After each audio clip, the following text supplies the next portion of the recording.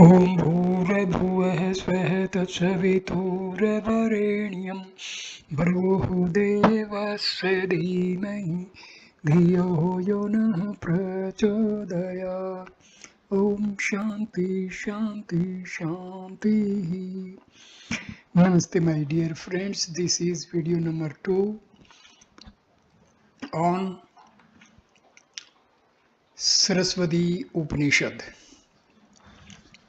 This video starts with Devata Prarthana, prayer for invoking the goddess.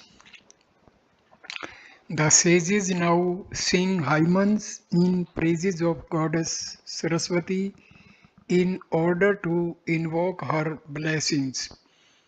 The text and language of the following verses show that these hymns were composed much later after Rig Vedic era. Stanza number 36. Chaturmukh mukhambhojan hans vadhurmam manase ramtam nityam sarvasukla sarasvati. The power of energy vadhu of universal spirit, symbolized as swan full of pure white color light, Sarva Sukla, amidst the cluster Vana of four faces, Chaturmukh, symbolizing the knowledge of four Vedas, with beaming lotus face, Mukha Ambhos, may the goddess Sarasvati always dwell in my mind. The goddess Sarasvati is the Jnana Shakti, power of wisdom of non-dual Brahma. Since this power of wisdom is absolutely pure, she is described here as white and dazzling. She has a form of pure white light who dispels the darkness of ignorance. Clad in spotless white, seated on the white lotus, wearing ornaments of pearls and white crystals, gems, holding a crystal white rosary, riding on a white swan and radiating light, the goddess Sarasvati personifies purity and immortality.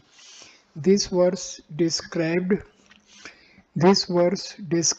her as the five-faced goddess, which represents her Mahasarasvati aspect who dwells in the minds of all noble people.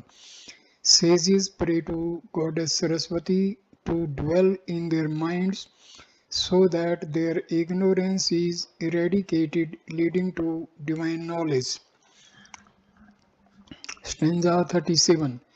Namaste Sharde Devi Kashmir Purvashini Tvamehem Parthye Nityam Vidyadanam Cha Dehi Me.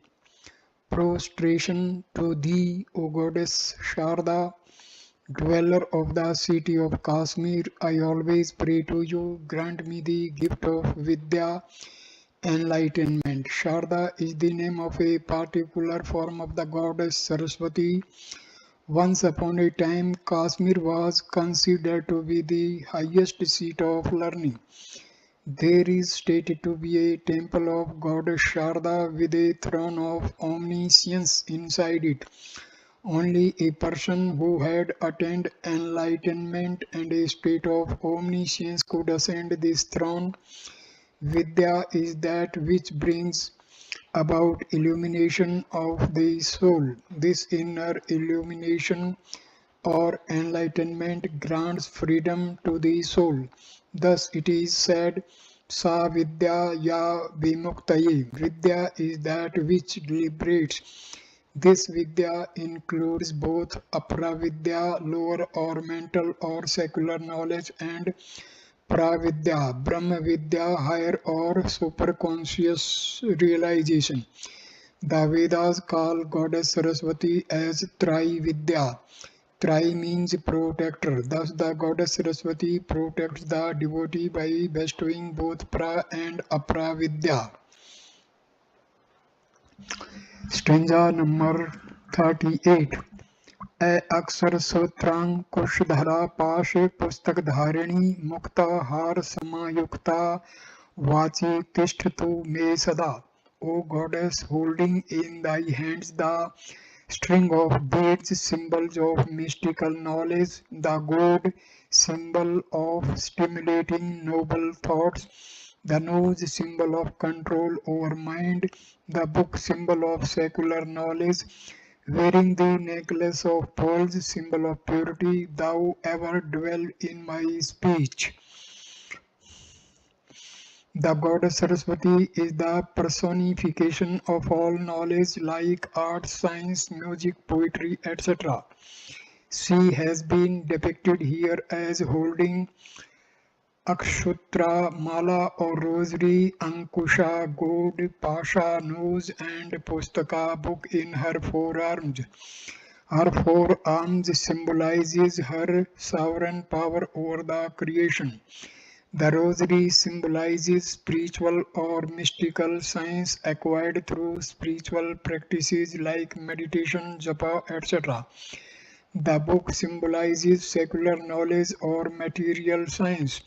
She holds a rosary in the right hand and a book in the left hand, which symbolizes that spiritual knowledge is superior to secular knowledge. The gourd symbolizes that the goddess is the awakener of noble thoughts in the minds of the devotee. She sets the mind of the devotee free from animal instincts and thus helps in mind restraint. The nose symbolizes the control which she exercises over the mind and the vital forces for the evolution of the soul. Stanza 39. Kambo Kanthi Sutta Sutramoshti Sarvabharbhusita Mahasarasvati Devi Jinghagre Sanniveshatam. The neck, Kantha like a conch, Kambu with 3 marks on the shell-like neck, indicative of good fortune. Thy beautiful deep red tamra lips, Oshti, thou adorned with all kinds of jewels, O great goddess Sarasvati, thus reside on the tip of my tongue. In this hymn, Sarasvati is invoked as the goddess of fortune, who bestows upon the devotee goodness, purity, holiness, and perfection. The sages plead the goddess to dwell on the tongue tip because it is responsible for the harsh or polite speech, which is the main cause of bringing rapture or disrepute to a person. This is a prayer to the goddess to bless everyone with truthful and polite speech because it is through sacred words that a person earns great merits and good fortune. या श्रद्धा धारणा मेधा वाग्देवी विधि वल्लभा भक्त जीवा गर्षदना समाधि गुणदायिनी. This is stanza number 40. O goddess of speech, beloved of Brahma, thou best of faith, concentration and intelligence, understanding. Thy home is the tongue tip of a devout soul. Thou bestow virtues like mount, restraint, etc. The goddess of speech, being the creative consciousness of non-dual Brahma, exists in the form of creative sound. Because of her, this entire universe comes into the manifested form of Hiranyagarbha, Brahma. In this act of creation, she supports Lord Brahma, and thus she has been described as the beloved of the Lord Brahma, that devout soul who seeks only the truth by giving up ego and falsehood. The goddess resides in his mind and speech, bestowing virtues like faith, firmness, intelligence, etc. His words are the gems of truth. Worship of the goddess sharpens the mental and intellectual faculties of the devotee and grants clear understanding. Clarity and purity in the thought and speech is the first sign of her blessing. Stanza number 41. Namami Yamini Nath Lekham Alankrit Kuntalam Bhavani Bhavasantan Nirvan Sudhadim. Obeisance to thee, O Bhavani, thy hair locks Kuntala are decorated with the crescent moon Lekha of Lord Shankara. The master of sense is Yamini Nath. Thou art the stream of nectar Sudha Nadi that destroys the afflictions of the world. Stanza 42. Ye kavitvam niratangtakam bhukti muchi cha vachati so abhyarchayanam tashalokya nityam stoti Sarasvati.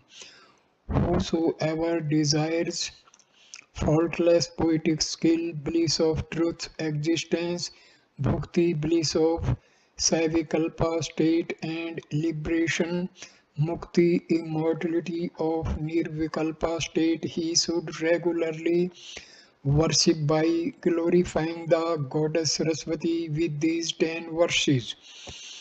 Constant prayer to Goddess Sarasvati with the above 10 verses purifies the mind and the intellect. One becomes established in the truth, and whatever words one utters become poetry to the world.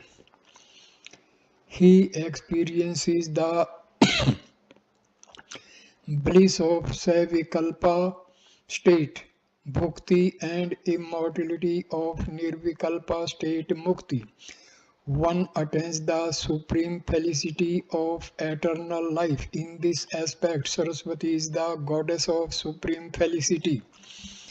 Stanza 43. Tassaivam satovato nityam sambharcha sarasvatim bhakti shraddha abhiyuktasya shanmasati pratyato bhavet. He who thus constantly extols and worships the goddess Sarasvati, to him who is endowed with faith and devotion, proof direct knowledge comes within 6 months. Those aspirants who give up vain pursuit of wealth and fame and regularly worship the goddess Sarasvati, seeking only the truth, attain the grace of the goddess within 6 months. The goddess bestows upon them peace of the soul and reveals the true nature of Brahma. This direct knowledge of truth is the ultimate proof of eternal life. Stanza number 44. Tatah parvartate vani savechaya lalit aksara gad padday atamkai sabdair परमे विविक्षते अश्रुते बुध्यते ग्रंथः प्राय सारस्वतः कवि. From him issues forth Sarasvati spontaneously, elegant words, prose and poetry comprising sounds of unfathomable import not mentioned explicitly. The poet whose deity is the goddess Sarasvati naturally comprehends the unheard text. Another name of goddess Sarasvati is Pratibha Shakti, intuitive power, who bestows the power to know the secret knowledge. A poet who understands the secret of the goddess Sarasvati comes to know of those texts which he has never heard of during his lifetime. These texts reside in the ether of causal space and are normally referred to as Akshalipi, etheric text. With the benediction of the goddess Sarasvati, he derives the secret knowledge, which is the source of all mystical knowledge. He thus attains a status of omniscience.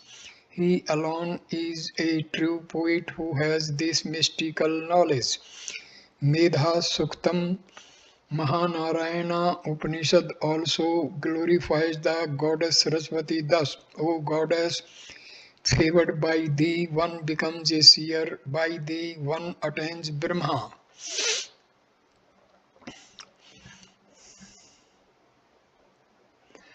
Purusha and Prakriti. The dual aspect of goddess. Greatly pleased with the invocations, the great goddess Sarasvati manifests there in her ethereal effulgent form and reveals her true nature to the sages. Stanza number 45. Itevam nischayam viprahasa hovacha Sarasvati.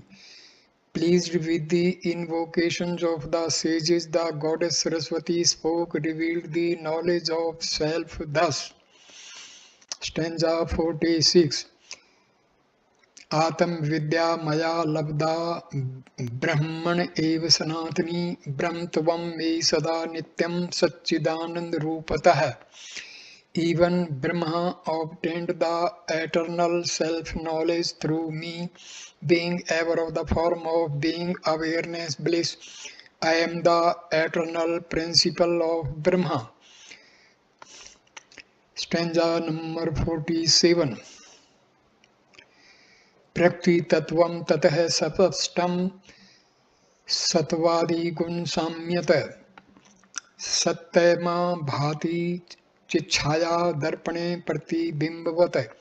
Thereupon I became the Prakriti, primordial matter, by harmonizing samyam, inherent characteristic constituents, guna like sattva, etc. In me is reflected the chit, consciousness like an image in the mirror.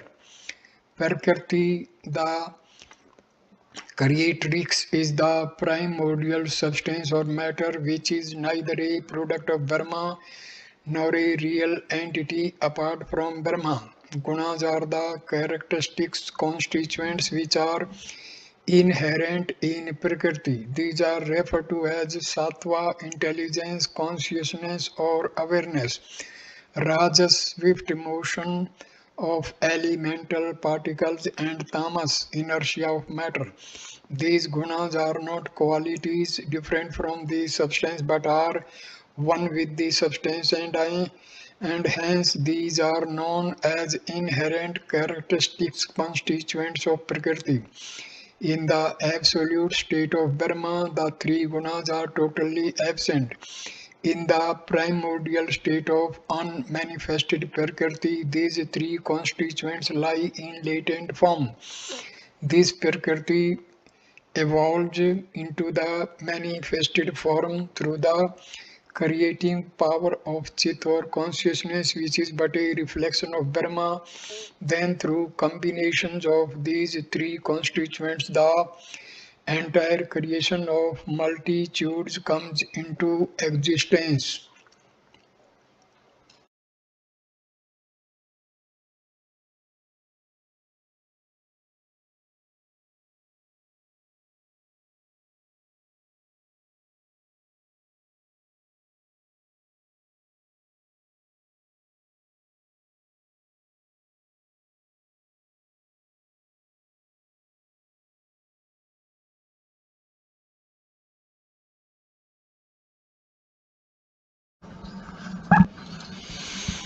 Creation of multitudes comes into existence. Stanza number 48.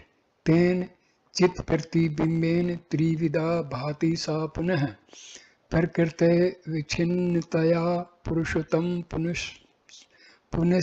puscham me. Though that reflection of Chit Prakriti shines threefold again and again, separate from Prakriti, I am also the Purusha. Prakriti is said to be threefold, which gross, definite or objective form, subtle, imperceptible or subjective form, and causal transcendental form of consciousness corresponding to three gunas of tamas, rajas and sattva. Purusha is said to be super-causal because it is beyond Prakriti. The next three verses describe the appearance of Maya and Isvara in non-dual Brahma.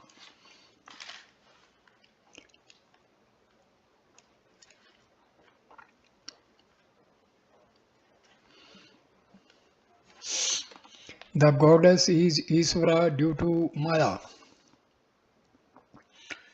Brahma is beginningless and endless, Anadi, Anantam, and hence known as eternal. The next three verses describe the relationship between Maya and Isvara.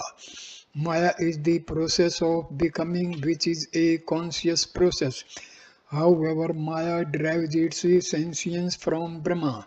In association with this Maya Shakti, Brahma appears as Isvara.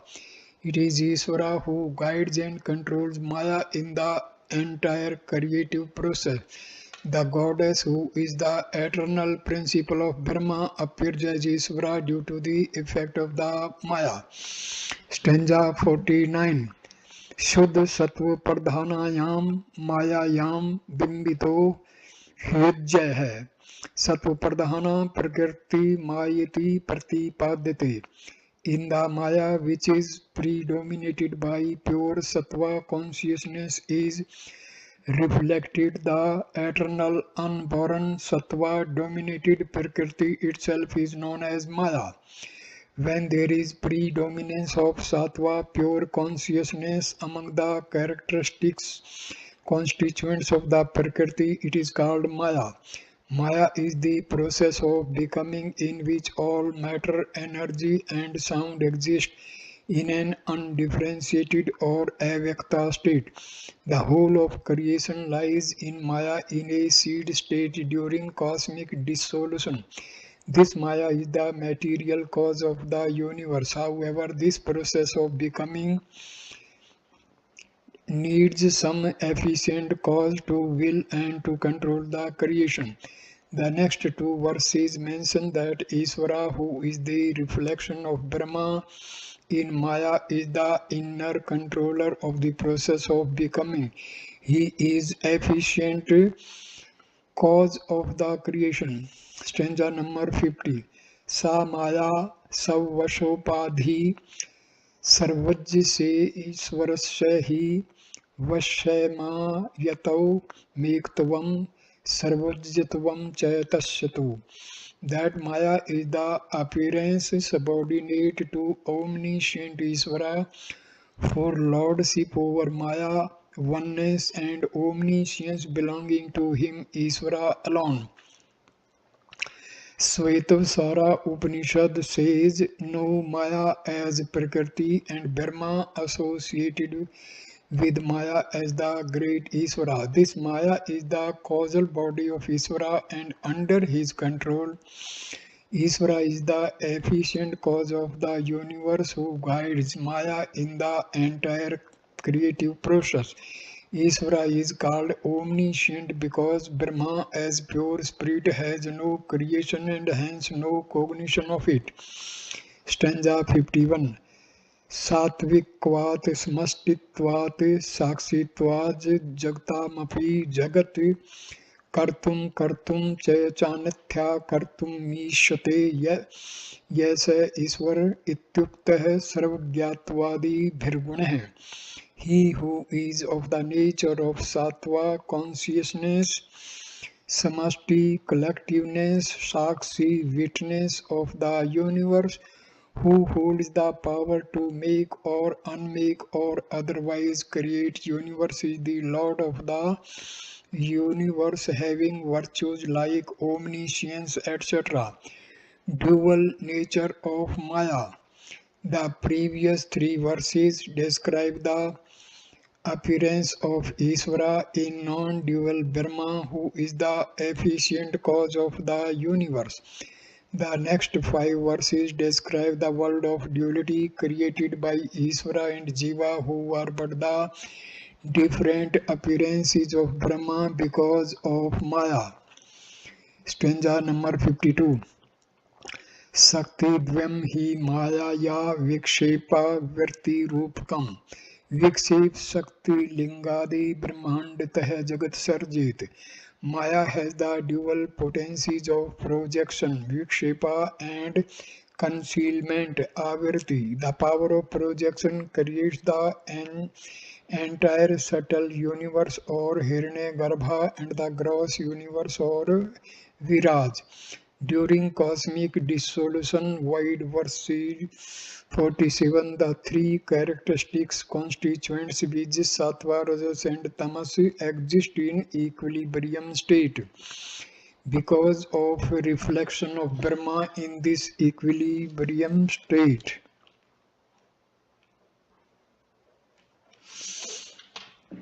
Sattva dominated Prakriti emerges concealing all the fundamental particles in an unmanifested form. Void verse 49. The willpower of Isvara starts the action of Vikshepa Shakti. This is Rajas dominated Prakriti where space and time emerge because of the fast motion of fundamental particles under the force of projecting power. Vikshepa Shakti. This movement generates strong and weak nuclear forces which creates gross and subtle worlds through various combinations. In Vedanta, the projecting power is said to be preceded by the veiling power. However, here it has been described in the reverse order. The next verse shows the effect of veiling power under the influence of tamas or inertia. This power veils the non-dual reality and creates clear distinction between the seer and the seen and Brahma and the universe. Stanza number 53. Antar Digdrishyo bhedam bahisse Brahma Swargayoh Avarno te praha Shakti sa sansarasya karanam. The other, apra, veiling power which differentiates bheda internally, antah, between the seer and the seen, drik drishya, and externally between Brahma and the universe. Brahma Sragayo is the cause of the universe. According to Vedanta philosophy, Brahma is everything. Sarvam khalu idam Brahma. For a Brahmajnani, there is no real creation of the universe. Brahma alone appears as the manifold phenomenal universe because of Maya. The veiling power of Maya conceals the real non-dual Brahma and then presents an appearance of the objective universe through projecting power.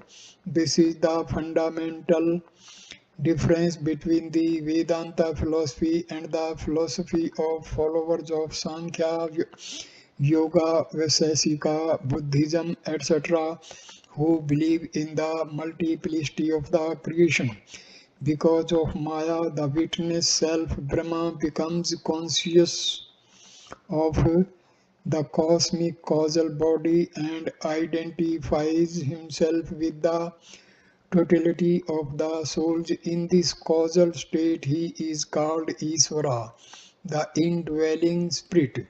He guides Maya from within in the manifestation of the subtle cosmic body, Hiranyagarbha, and subsequently in the manifestation of the gross cosmic body, Viraj. Thus, at the objective plane, externally, this universe appears to be real and independent of Brahma. At the subjective plane, internally, this Maya creates a differentiation of the seer from the seen in the mind, because of which the soul identifies itself with the subtle body, giving rise to individuality to the souls. The next verse describes the superimposition of Jiva on the witness self, who considers itself as the doer or enjoyer in association with the gross body and thus thinks itself under bondage and undergoing transmigration. Stanza 54. Sakshinah purto bhatam lingam dehen sanyuktam chitichhaya samavesad jiva syat vyavaharikah. The subtle body lingam appearing in close proximity Purtaha with the witness consciousness Sakshinah becomes empirical embodied self Jiva by associating Sanyuktam itself with the gross body Deha on account of superimposition of reflection of the Chit consciousness. The next verse shows that the idea of Jiva and universe are falsely superimposed on the witness itself. Stanza 55. Asay jivatvama propat sakshine यवभाषते आवर्तौ सो तो विनिष्टायां भेदे भाते पयाति ततः तथा सर्ग ब्रह्मण्योश्च भेदवां वर्ते तिष्ठति. Superimposition of jivahood an atom on atom appears even in the witness consciousness. This differentiation of appearance of the jiva in Atma also ceases once wailing power is destroyed. Similarly is the wailing of Brahma through creation of multitudes. Stanza 56 and 57. या शक्ति द्वासव्य विकृतत्वेन भासते अत्राप्यवर्ति नाशेन विभाति ब्रह्मण सर्गयोः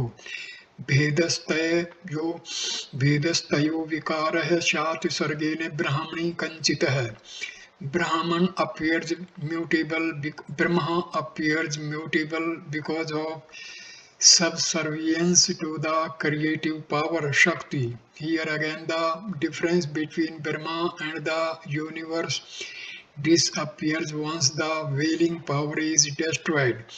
Their difference due to mutation lies in the creation and never in Brahma. The above 6 verses describe the delusion created by the power of Maya. Maya, which has dual nature of projection and concealment, is in Brahma. It limits the indivisible nature of Brahma and makes it appear as the world object of enjoyment and the embodied being enjoyer. It is because of Maya that Jiva and Isvara appear to have different forms. Secondly, because of Maya, this universe appears to be real and different from Brahma. Thirdly, because of Maya, even Brahma appears to be mutable. The followers of philosophies of Vaisheshika, Sankhya and Yoga hold the view that liberation is attained when the witness detached nature of the Atma is known. But it is impossible to establish the detached nature of Atma as long as the world and Isvara are believed to be real and ever-existing entities. Freedom of Atma from all attachment is possible only through the knowledge of non-duality. Thus the fundamental real principle is non-duality, and the highest goal of life is the realization of non-duality. Now therefore commences the prescription for realization of non-duality by overcoming Maya. Prescription of Samadhi for realization of non-duality. The great goddess of knowledge, having bestowed the purity of mind and intellect, now shows the ways to overcome this dual nature of Maya and realize one's own true nature as Brahma. It is only a pure mind free from all impressions of the world which can remain absorbed in its own true nature. that samadhi which follows after purity of the mind is the chief means for realization of non-dual Brahma. Samadhi can be effective in the realization of non-duality only if all the impressions are effaced from the mind. Therefore follows the prescription of effacement of all worldly impressions associated with name and form. Stanza 58. Asti bhati priyam rupam nam chetayam yans panchakam adam triyam brahm rupam jagat jagat rupam tato divim. There are indeed five factors: which asti existence, bhati effulgence, priyam benevolence, rupam form, and nama name. The first three belong to Brahma and the other two constitute the world. Even entity has five characteristics. The first three, which asti, bhati, and priyam, corresponding to sat, chit, and ananda, are present in all entities being one with the Brahma. The other two, which name and form make one entity, differ from another. These two constitute the world of multiplicity. It is not enough if one has faith in non-duality. One must cast aside all names and forms which constitute multiplicity and constantly practice samadhi in order to enliven the face. Stanza 59. Upekshay nam rupe dve satchidanand tatparah samadhim sarvada kuryad dirde vatheva bahi. Discarding the two which name and form, be intent on the sat, asti, chit, bhati, ananda, priyam. Always practice samadhi, uninterrupted meditation within the heart or without.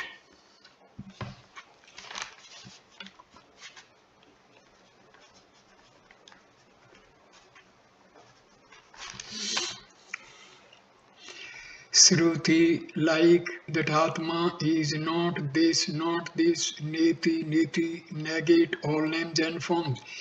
This state of negation does not imply nothingness or void, but refers to a state of witness or Atma. This negation of all names and forms through yoga, samadhi in the heart, or intellectual discrimination of the self from non-self leads to a state of witness whose nature is sat, chit, and ananda.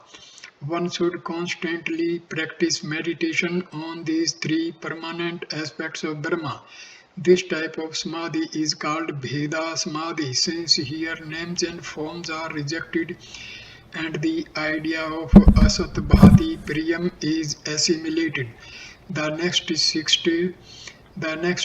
verses describe the two types of samadhi, which is Savikalpa and Nirvikalpa, that should be practiced by the seekers of truth of non-duality. Savikalpa is again described here as twofold.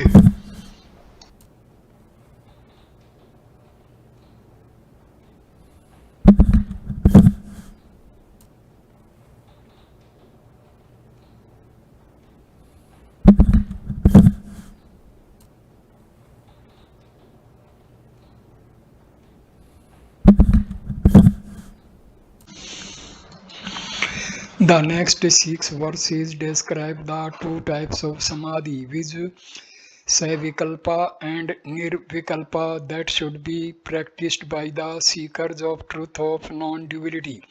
Savikalpa is again described here as twofold. Stanza 60. Savikalpo Nirvikalpa Samadhi Dividho Hridayi दृश्य शब्दानुभेदेन स विकल्प है पुनर्द्विधा. Savikalpa with attributes and Nirvikalpa without attributes are the two types of samadhi practiced in the heart. That Savikalpa is again twofold. According to it, observing consciousness in the samadhi being associated with the drishya object or the shabda subjective sound or thought. In Savikalpa Samadhi, threefold consciousness of knower, knowledge, and known is not completely effaced from the intellect. Here the intellect remains in a latent state, being identified with the causal body. This Savikalpa is an initial state of samadhi which becomes mature in the Nirvikalpa Samadhi. In Nirvikalpa Samadhi, the threefold consciousness of knower, knowledge, and known is completely eliminated and the function of the intellect ceases completely. Here the mind becomes one with the supracausal body. In Savikalpa Samadhi, diversifying faculties of the intellect becomes inoperative by realizing the witness self subject as different from the seen object. Here the witness of self is perceived as pervading all objects. Alternatively, the illumined intellect can negate all superimpositions on the self in the realm of pure consciousness and remain detached from all the attributes. This samadhi is always associated with the luminous discriminative ideas like I am detached, etc., which is of the nature of illumined thoughts. These pure and luminous thoughts originate from the subtle Pashanti and superfine grade para of a sound is Shabda. Stanza 61. Kamadya chitagga drishya sakshi tven chetanam ध्याये दृश्य अनुविद्यो यम samadhi se vikalpa hai. Desires are kamadhya are objects that belong to the mind. Chitagga, practice of meditation on consciousness as their witness. Tat sakshitvena is savikalpa samadhi conforming anuvid to the object. In this type of savikalpa, as these desires are the objects of intellect, becomes passive to an desire. All desires, as these desires are the objects of the mind. It is the mind that hankers after the objects of desire and not the consciousness. When the soul enters into the increasing depth of consciousness in the heart through extreme dispassion, it goes beyond the desire mind. The soul then becomes a witness of all the desires of the mind. Here all the desires are considered as objects different from the true nature of the being. Stanza number 62. Asangah Satchidanandah Swaprabho Dvait Varjit Asmit Shabd Vidvo Yam Samadhi Savikalpah. This is stanza number 62. I am free from worldly desires. I am of the nature of being, awareness, bliss. I am self-effulgent.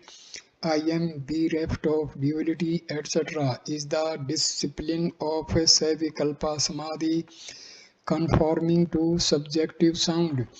In this type of samadhi, the intellect becomes passive to the sense perception by the power of discriminative knowledge.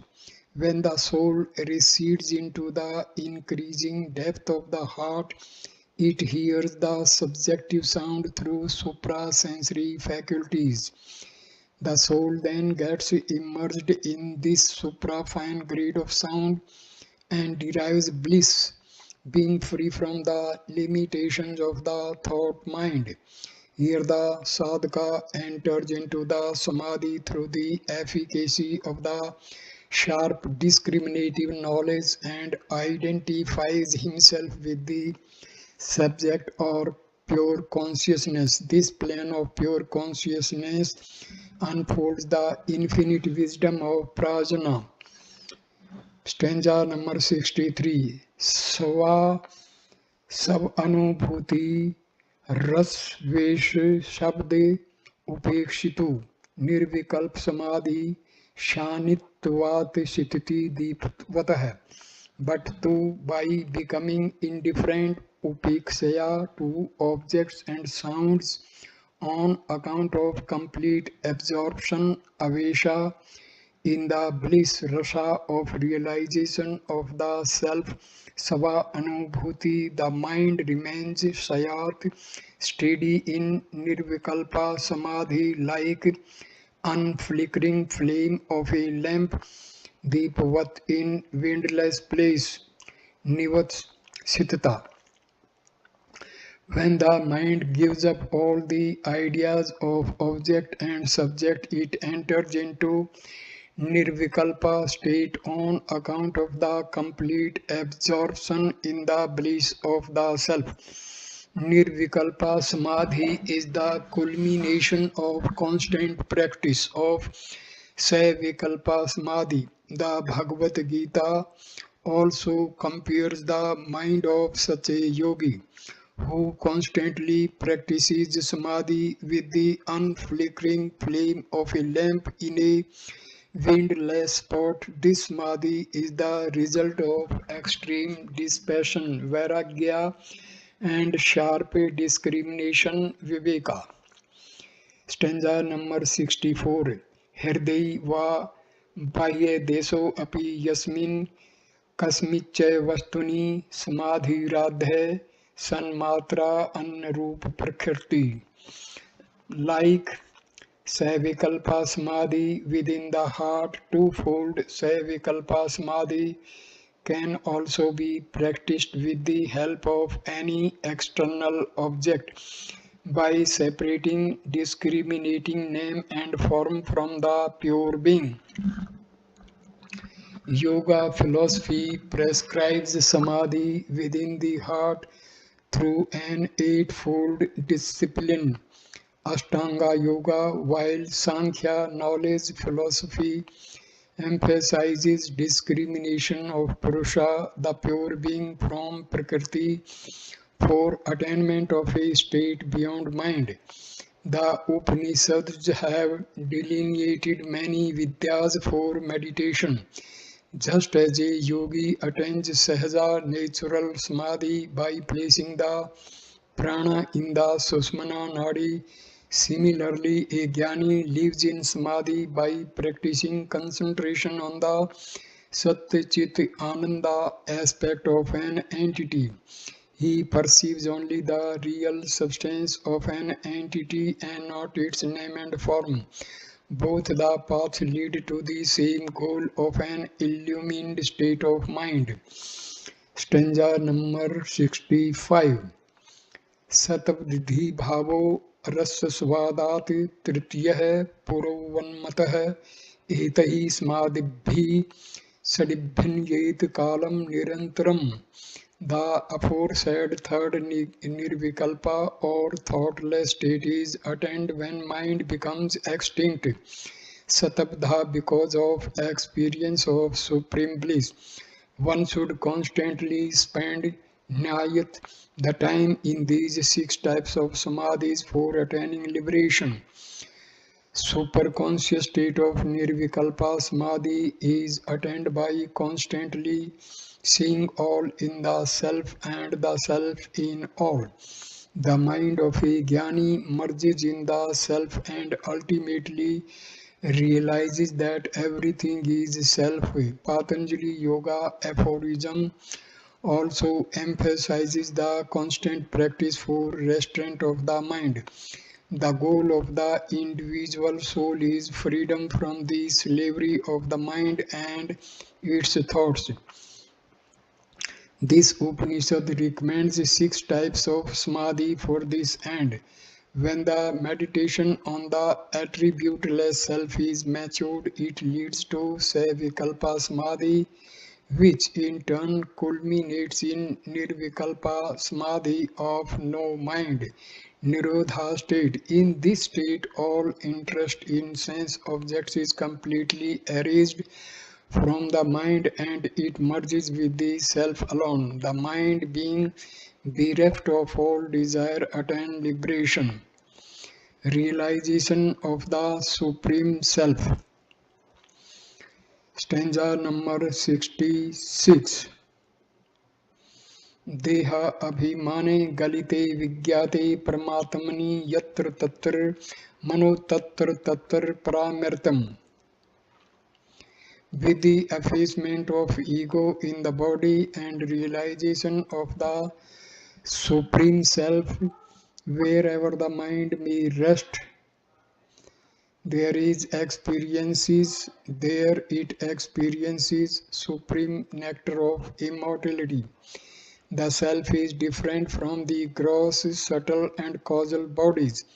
However, this difference should not create a sense of reality of the body. The self is said to be different from the body only to illustrate the transient nature of the body and not for proving the duality of the self and the body. The self is the substratum of all names and forms, and thus they are nothing but illusory. It is present in every form, yet it transcends them all. Thus the idea of the pervaded and the pervading is also illusory. The highest realization is that where one perceives no differences of any kind in the self. It is a state where all becomes one with the self. All this is Atma. Brahadanyaka Upanishad says, when one realizes all as identified with the Atma, there arises neither delusion nor sorrow for such a sphere of unity. Isa Upanishad, the mind of that sphere of unity experiences supreme bliss of immortal life under all circumstances. Stanza 67. Vidyate hridaya granthi chadante sarvasamsaya aksiyante chase karmani tasmin drishti pravare. The note of the heart, desire clinging to one's heart is rent asunder. All doubts are obliterated. All karmas, three types of karma, viz. Prarabdha, Sanchita and Agami, are annihilated when the self, which is both the higher and the lower, is realized, perceived. This sloka is also found in the Mandaka Upanishad, which shows the efficacy of the supreme knowledge that ensues from the realization of the attributeless self. The self has to be realized in its fullness everywhere, both as lower manifested and higher transcendental. In the highest state of realization, all differentiations like lower and higher, interior and exterior, etc., cease to exist. Therefore, the next sloka mentions that even the differentiation of Jiva and Isvara is illusory. The mind of a self-realized seer has nothing to accept or reject, and hence no doubt ever arises in him. Here the word all karmas is used in a plural sense, which shows that after realization of the self, even prarabdha karma ceases to exist. Stanza number 68. Mai jivat mi shatvam kalpitam vastuto nahi iti yastu vijanati se mukto natri sansya itupanishad. This is stanza 60. State of Jiva, individual soul, and Isvara, super soul, are all imagination of mind and do not exist in reality in me. He who knows this truth is verily free. There is not even the least doubt in this. This is the Upanishad. This may be said to be the ultimate conclusion of this Upanishad.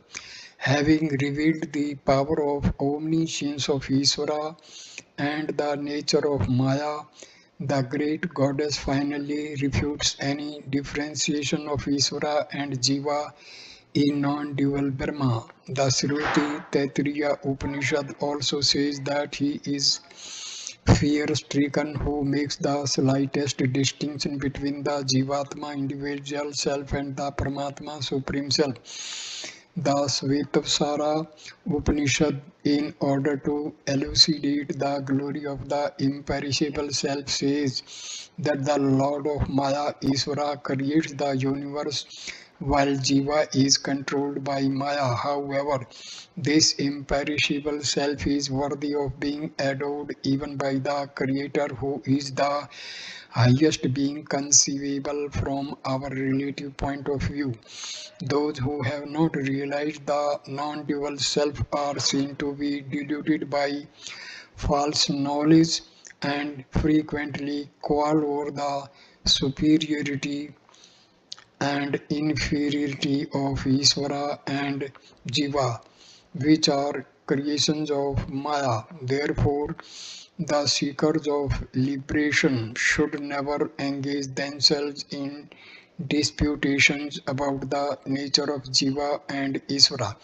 They should constantly practice discrimination and realize the non-dual self, which is both the higher and the lower. Liberation is nothing but being established in one's own self. Om Tat Sat.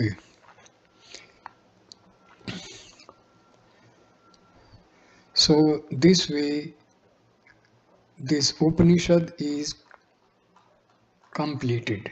Along with this video number 2 on Sarasvati Upanishad is also completed. Thank you for watching this video. Namaskar, my dear friends. Thank you. Namaskar.